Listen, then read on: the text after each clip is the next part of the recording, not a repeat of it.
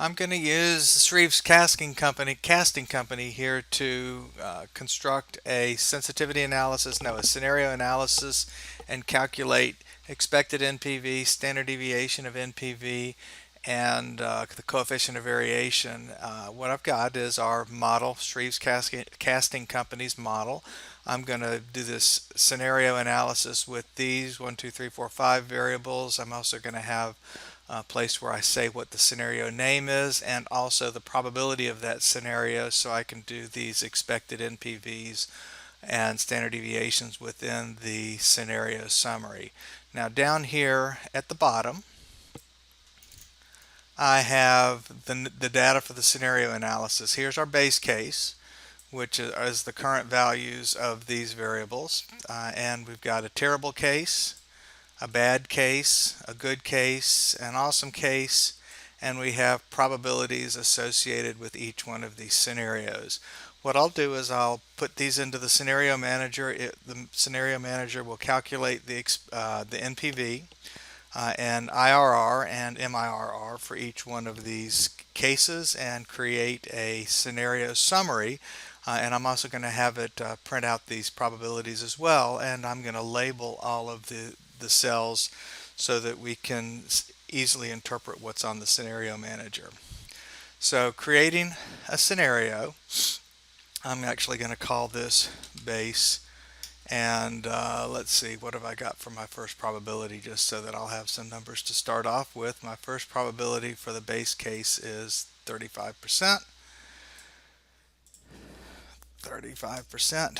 And now this is going to be the selection of cells that we're going to use for the scenario manager. So I highlight those cells, and then I'm going to go to Data, What If Analysis, Scenario Manager, and I'm going to add a scenario, and this will be the base case.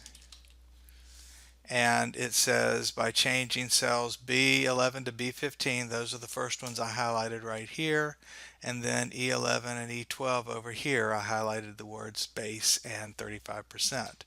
Now it's going to pre-fill with numbers. It's going to pre-fill with 12, 50, 200, 3%, 100, 3% again for different growth rates, and base, and 35% for the probabilities. So that'll be my first one. Now I'm going to add a scenario. Let's scroll on down to these. Let's just show it first off. All right, let me scroll on down to the values that we're going to use so that it'll be easy to put them into the scenario manager. Go back to scenario manager. It'd be nice for the scenario manager not to switch to those cells. Let's see if I can get it to go back to the scenario manager without there we go, without moving. All right, so this will be much easier. So now what I'm going to do is I'm going to add a case to it. Add the scenario name in this case is going to be terrible, and again it's going to be changing the same cells, but instead of 1250 now I'm going to copy the values that are in here, so it'll be 800, it will be 160, it'll be 2%, it'll be 120, it'll be 4%. We will call this scenario terrible. It's always a good idea to have a cell that names your scenario, and that will have a 10% probability. Now I'm going to add another one, and that will be the bad one, and it will be with the same, it'll be changing the same cells, 1100, 180, 3%, 120, let's see, that's also 3%. This is going to be called bad. Oops, what did I call it? Is that what I called it? I think that's what I called it. Bad. And then this is going to be 15%. Okay, and let's just make sure that I have entered those correctly For some reason I feel like terrible and bad are wrong. Let's edit that and make sure terrible is correct. Terrible says 800, 160, 2%, 120, 4%, and terrible and 10%. Okay. And bad says 1100, 183%, 120, 3%, the word bad, and 15%. Okay, so I did do that right. Now let's add another one. Let's add a good scenario.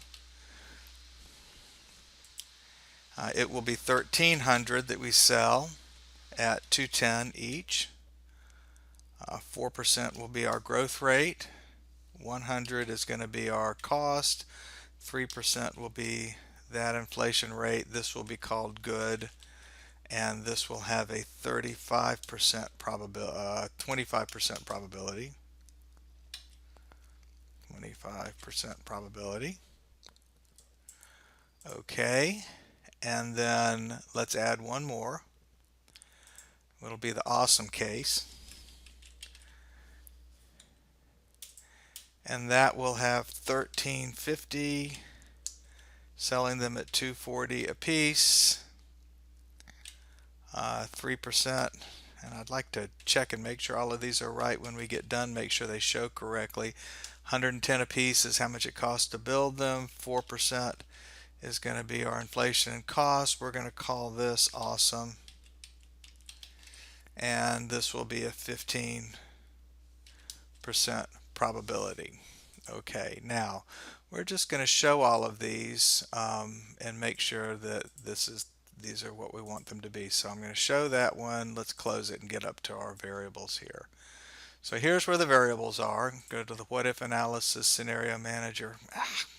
Sorry, it's a little recalcitrant. You actually have to click on the cell in order to make it go where you want it to go.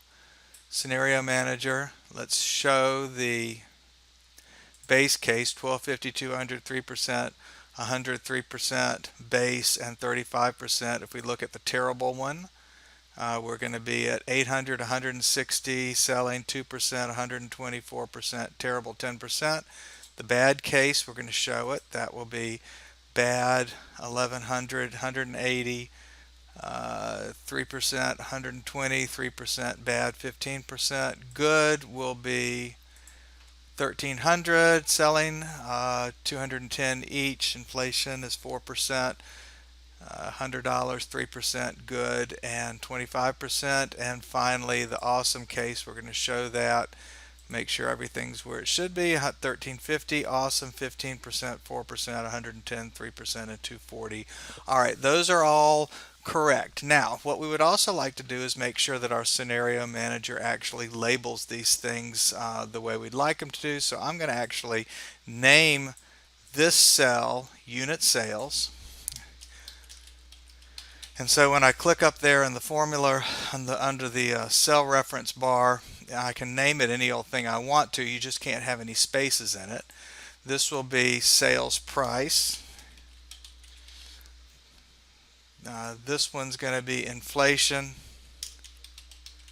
sales price. This will be unit costs. Inflation, so inflation, unit costs. Just for completeness, we're going to go ahead and make sure we know that that's called the scenario. And this is going to be the probability. Now we've got everything labeled. We're also going to use some output variables, and let's go down here. We're going to label that NPV. We're going to label the IRR, and we're going to label MIRR, MIRR. Now, what we're going to do is use the scenario manager to create a scenario report. So scenario manager, and what we want to do is we want to create a summary. And we want to have a scenario summary. The result cells are going to be, all right, now it's not going to be those. We want the result cells to be these cells, the ones that have the NPV, the IRR, and the MIRR on them. and hopefully it's going to create our scenario summary. There it goes. It took a little while to do it, but it created our scenario summary. And it didn't label all of them the way I thought it should. All right, B11 wasn't labeled correctly. Maybe it's because I didn't press enter. I'm going to delete this and do it again. All right, get back up here, make sure that these are labeled the way I want them to be. Well, that doesn't say annual unit sales, so UNITSALES, press enter. This says unit price, enter. Let's see if it's calling them the things that they ought to be now. All right, let's see if this works. Inflation.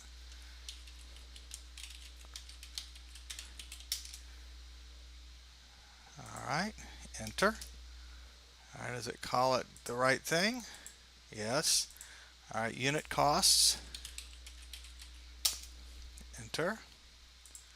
Is it calling it the right thing? It looks like it, and this is inflation in unit costs.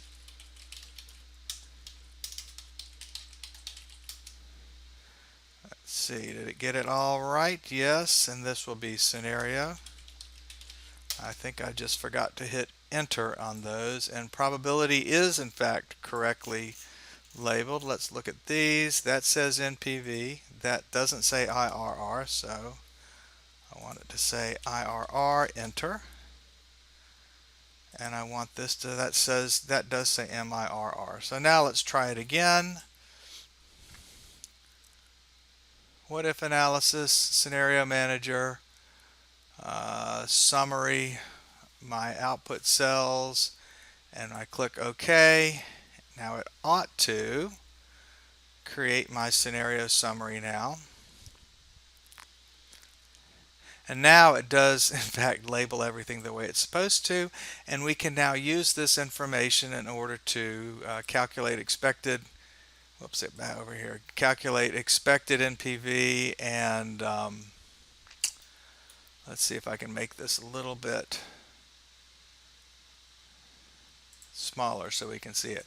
All right, so in order to calculate expected NPV, what we want to do is we want to take the NPVs, here are the NPVs, and we want to multiply them by the probabilities and add them up. So it's going to be this NPV times that probability plus this NPV times that probability plus that NPV times that probability, and if we look, we'll notice all of those probabilities do sum up to 100. So expected NPV, that's going to be, and the easiest way to do this is with the sum product, which takes a row of numbers and multiplies them by another row of numbers pairwise. So it's going to take all of those probabilities, put in a comma, take all of these NPVs, put in a comma, press parentheses, and it's going to multiply them pairwise and give me, I'll format it as $1. It will give me a, let's see, format it as currency, get rid of some zeros, and expected NPV. And here's what the formula looks like.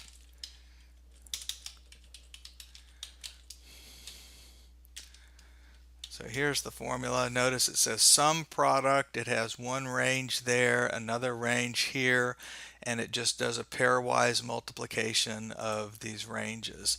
Now, in order to calculate a standard deviation, you can do the same thing, similar thing, which is we want to take the deviations from the mean. All right, here's our mean. We want to take these deviations from this, so 88 minus 76, negative 97 minus 76, 26 minus 76, etc.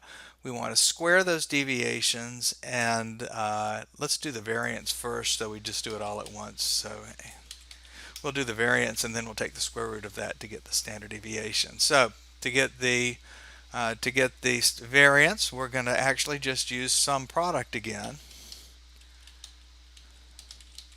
And to do the sum product, we're going to, what we'll do is we will take probabilities, so we need probabilities, and then we're going to take all of these items, subtract off the mean, and then we're going to do it again. Take all of those items, subtract off the mean, and that's going to give us the expected squared deviations from the mean. It's going to be a big number because it's going to be a huge number, but then we'll take the square root of it and it'll turn into a reasonably sized number. So it's a really huge number right there. Here's the formula just so that you can see it. And then in order to get the standard deviation, we need to take the square root of the variance.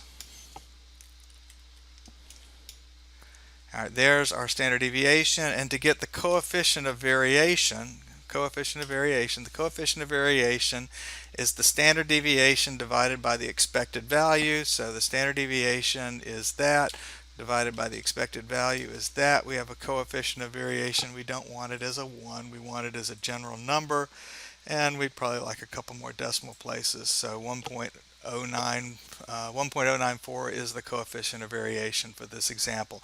It's fairly low coefficient of variation. It's not particularly risky. And that's it for calculating expected NPVs, variances, standard deviations, and coefficients of variations.